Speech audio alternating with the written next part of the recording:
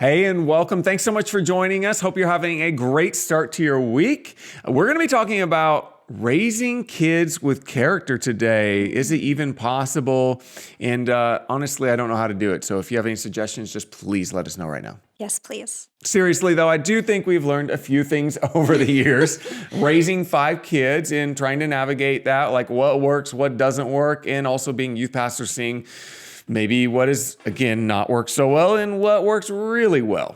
Yeah, but before we dive into developing kids with great character, we have to look at the definition of what character is, Yes. right? And the dictionary definition of character is the mental and moral qualities distinctive to an individual.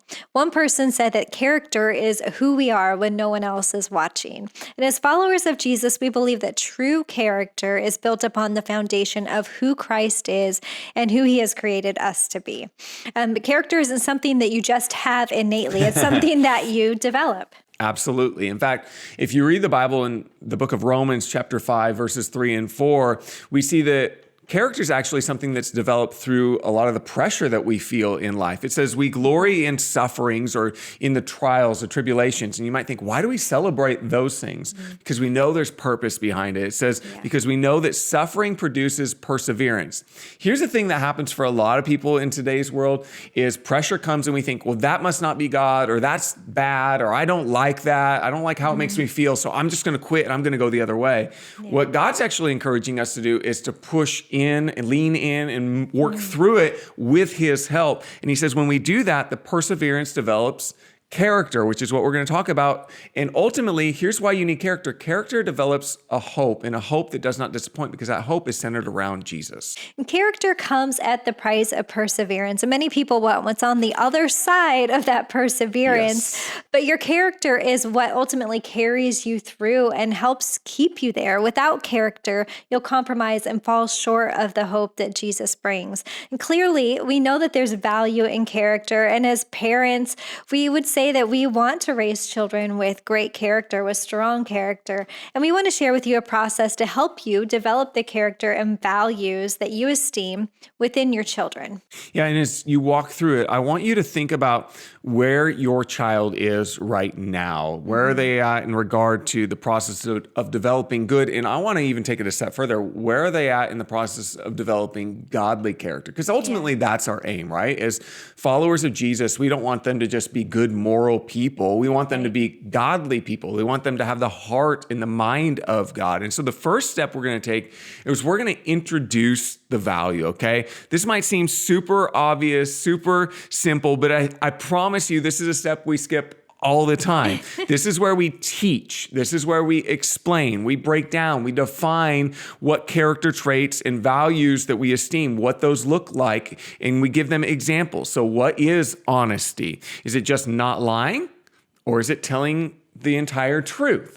What is integrity? Do we just say, integrity is, doing what you say you will, or is it honoring your commitments and understanding why you want to honor your word? And then getting to honor. We want to respect the people around us because we realize they're God's creation. Again, so we want that godly character to be developed. Yeah, and it's in this phase that we really want to work to teach, often through words or by pointing out examples to bring clarity and understanding to our child and help them to really grasp the concept of the character trait that you're trying to teach them, why it's important to tell the truth, not just that you need to do it, but why it matters. How do you feel when someone lies to you or takes something that doesn't belong to them? How does that make you feel? Or we might approach it from the flip side. You might teach them about generosity by sharing why it's so fun to give, not just to get gifts. And we do this with our kids. When they were younger, we played a game with them where we took them to the Dollar Tree, where I actually did this with them, and we gave them each $3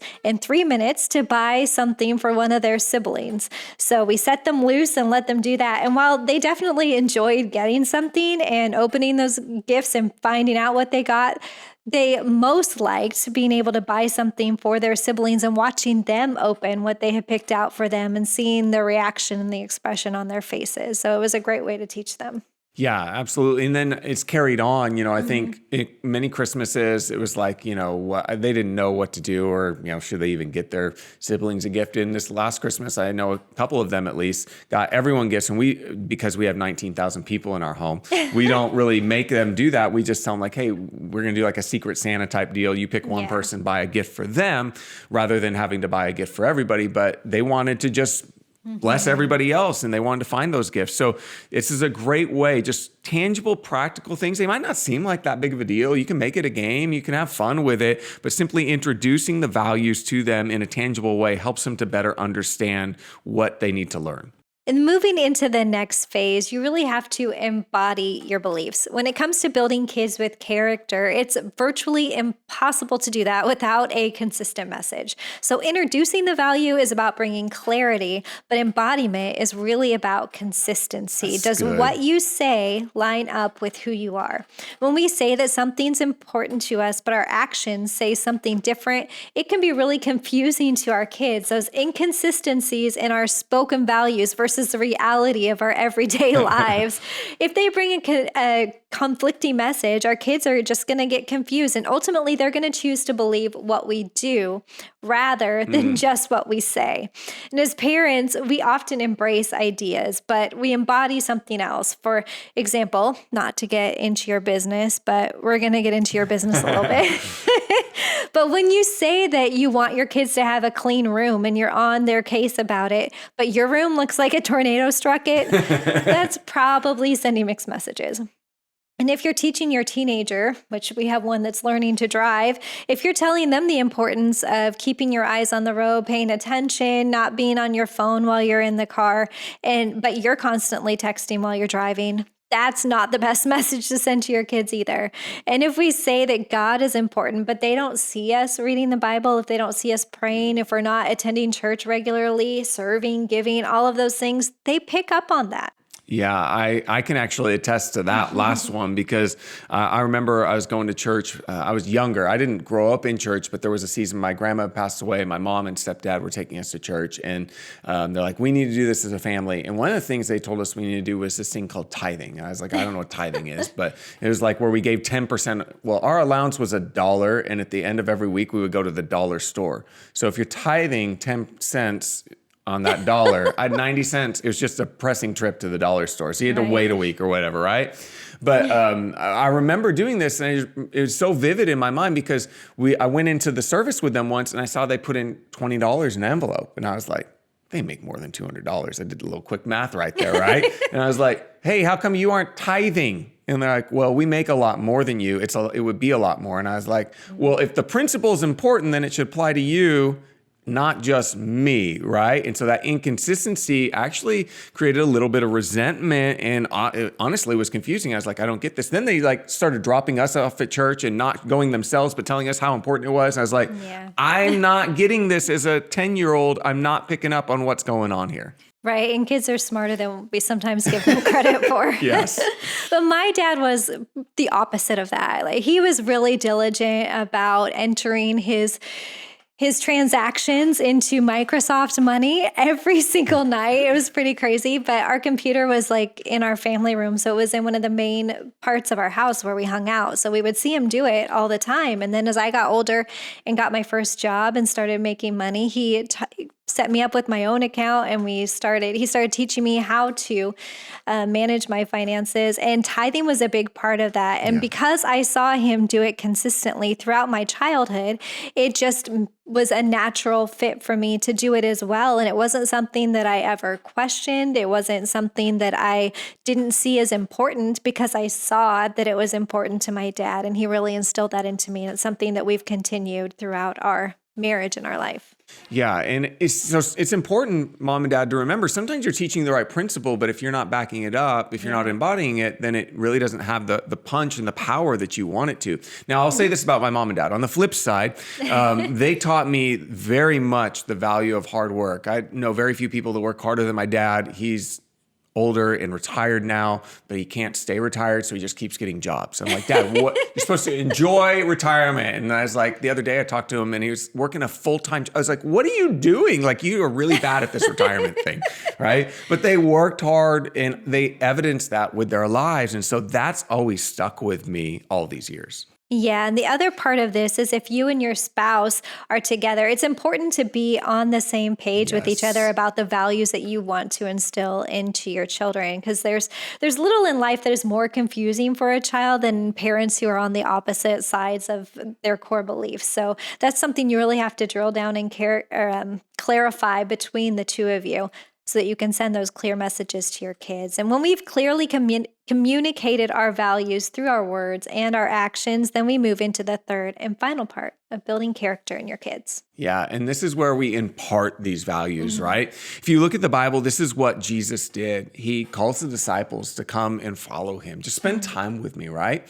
And then as they're spending that time with Jesus and they're eating with him and they're traveling with him, he finally gets to the point eventually where he says, to die for me, right? This die with me, die to yourself every single day. And that's a really high call where they're literally giving their lives. I mean, most of the disciples actually were martyred for their faith. And the one who wasn't nearly died for his faith, right? So to get to that point, how did Jesus get them to that point where they committed?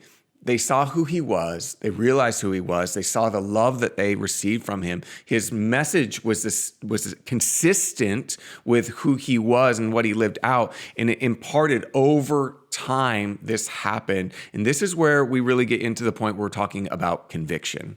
Yeah, and this is that stage that builds conviction. It's a deep-rooted belief, not easily swayed because you've presented such strong evidence and experiences as to why that is right and true. So it's important to remember that deep roots, to grow deep, they take time. We have plants all over our house, and I can attest to that. But the strongest values you'll impart are the ones lived out over the course of your life and why we want to finish strong, right? Yeah, and I would just say this, unfortunately, we've seen the stories of certain people, they seem to have the appearance of something, and then at the end of their life, you find out that that was not the case, and we see a lot of those things unravel, and we don't want to do that. We want to live consistently. We want to finish that race strong, like Carol was saying. Nobody remembers who was front halfway through a race. They remember who finished first at the finish line, right? And so that's what we want to do. We want to finish strong in the call that God has for us. In our home, we want to build a healthy culture, and that culture is going to be built upon the conviction level in which we have on those beliefs. But again, culture is not something that is just simply taught. We don't just tell our kids this. This is something that is caught, it's seen, it's evidence. So don't just tell me what you believe. Show me why you believe it. Yeah, and over the years of being youth pastors and watching parents with their kids, often it appears that kids aren't understanding or they're just disregarding what their parents want for them. But as a child grows older, it can become clear that the values that were imparted to them throughout their childhood are finally coming to the surface. Kids tend to challenge authority, right? That's a fairly natural part of adolescence, of growing up. They're trying to make sense of things as their world begins to expand and they begin to figure out who they are and what they want to do with their lives. But it's important that we don't betray our values out of frustration of seasons where our kids are challenging us. Yeah, I think that's one of the things. The Bible says to train up a child in the way he should go. And we in those moments of frustration sometimes can violate our values, and nothing's more confusing. We talked about the power of consistency. You're not going to get to the impartation of the value if you're constantly or consistently violating those values. And so in the frustration, you have to remember, Mom, Dad, get away, be patient, use those tools to calm down. We talked about in an episode, when we're butting heads with our kids, and you go back and watch that or listen to it, and really the dynamic of what's at play and how we have different agendas. And so we just have to remember that. They're not always hating on us. It's not that they're trying to always be disrespectful. I feel like so many people out there are so hard on teenagers, and they're like, well, they're just so disrespectful today. Can we just be real and honest? We were disrespectful as teenagers too. And by the way, we're the parents of these teenagers, so we've created these monsters, right? Like we gotta take a little bit of ownership and just have some perspective to not be victim of the moment. Yeah, and we also have to be aware that there are going to be other voices speaking to our kids. So we might have to make some tough judgment calls to help protect them until they're more prepared to decipher for themselves which voices are worth listening to. 1 Corinthians 15:33 says, "Do not be misled. Bad company corrupts good character." So of course, this refers to the people that we or our kids are spending time with. But in today's world, they also spend a lot of time in a digital world, right? Yes. Watching YouTube, listening to music, all of those things that really influence who they are and how they behave. And there have been times that we've had to take our teenagers' phones away from them because we realize that the wrong voices are becoming too prevalent and too Yes. loud in their lives. Yeah, raising kids with character, listen, it's not an easy task. Right. So I'm proud of you for listening to this episode because it is not easy. It means you're probably looking to get some wisdom, some insight on how to do this. But mom and dad, it's one of the most important roles that you'll ever be asked to play in your life. And in addition to all these principles, though, we want to give you some very practical, tangible things that you can do. And so one of the things that we found is that in parents who really raise and impart those values in a healthy way, they do a few different things. And the first one is they reward behavior, not just accomplishments, right? While accomplishments are often easy to see and recognize, and we're like, okay, you got an A on this test, you got 100%, I'm going to reward you for that. Well, the truth is they may not have put in a whole lot of work. Like, can we just tell you a story here for a moment? You want to share this story? Sure. So when one of our kids was in middle school, he had a project due for English. He had to write an essay, and part of the assignment was to have it proofread by a peer and to write a final draft. Well, he got to the night before his final draft was due, and I asked him how it was going, and he hadn't even started. Not just the final draft, he had never written a rough draft. So he did not have it edited by a peer, and he was not ready to turn in this final draft. So the next day comes, and he goes to school early, and he finishes it up, and he turns it in. And before he went, I told him that he was going to be grounded because he did not do the assignment. Behavior. Consequences for the behavior. Right. He didn't do the work. He turns it in, and he got not just 100%, he got extra credit. Extra this child, freaking credit, people. I'm like, teacher, help us out here. If you only knew. Like I was like, hey, if she gives him an F, like he's just gonna roll with the F. That'll teach him a lesson. And then he's like, I got 110%. I was like, you know what? Go to your room. Like I can't deal with you. And we did. We still grounded him because he didn't do the work. Yeah. So that's a consequence side, but you also want to reward behavior. So, had he put in all the effort, and let's say he only got a B-, but he worked really hard at it. We're rewarding the effort, not just the result. All right. So don't be too behavior focused. Yeah.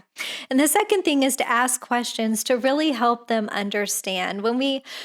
When they do well, ask them why they think they succeeded, why that went well, what did they do that caused them to succeed. And as they get older, the answers are going to become more defined, and they're going to better understand why things like hard work and kindness and thoughtfulness pay off. But even concepts, we want to, as we're instilling values in them, ask them what they think it means to honor somebody, what they think it means to love, because that's how you're really going to instill those values in them. Yeah. And you'll find that as they get older, usually their mind is more able to process through that process, right? And so when they're younger, you simplify, but as they get older, let them begin to think. And hey, by the way, sometimes they're going to come up with answers. They're not always going to be like real great or always even right, but you want to encourage them to have that mindset where they're thinking, help them understand. And the third tip is to remember you're always being watched. I know. There's not a security camera maybe, but kids, man, they sniff this stuff out. We were youth pastors for a long time, and I know so many stories about the parents of those kids. Right. And our kids are telling stories about us too. It's just terrifying even thinking about that. Right? Listen, Pastor James, Elise, our kids are liars. Don't believe anything they said unless it's wonderful about us, because we are fantastic people. All right. But kids pay attention more than often we think they do. And they may not say something. Listen, they may not say something about what they see, but It's all being watched. Right. And you don't need to be perfect. You're going to mess up. But in those moments when you do mess up, in those moments when you aren't doing what you said you wanted to do, you violate those values, you need to be careful to come to them and explain to them, here's what happened. I just want to apologize. I'm going to humble myself, because that's also speaking volumes to that. If you can humble yourself and make that apology, not make an excuse, but just say, you know what? Right. I was wrong. Dad was wrong. I shouldn't have done this.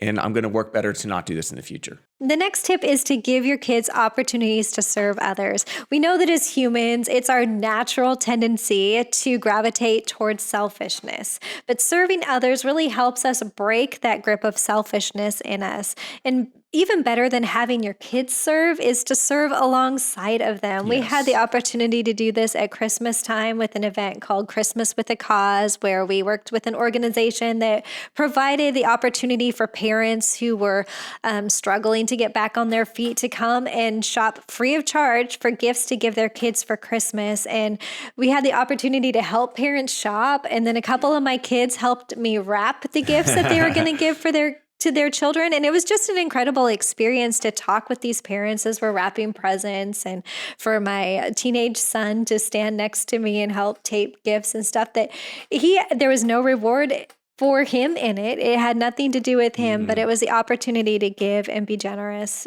for others. Yeah, and I think there's something so powerful. The Bible says it's more blessed to give than receive. And sometimes we're like, I don't know, I really like receiving. And it doesn't mean that receiving is bad. Right. It just means that there's something powerful about giving. And so that's a great way.